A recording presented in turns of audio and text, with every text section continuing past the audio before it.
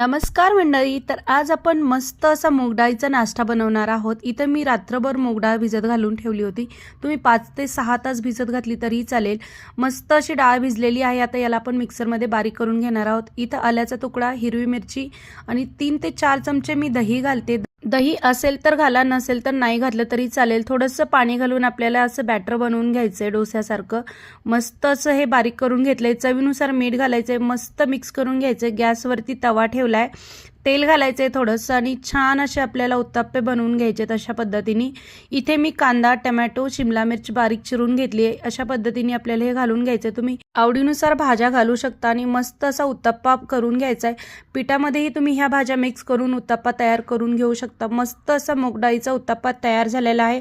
अगदी पचायला हलका फुलका आणि पौष्टिक असा उत्तप्पा तयार झालेला आहे. नक्की ट्राय करा आणि व्हिडिओ आवडला असेल तर चॅनलला नक्की सबस्क्राईब करा.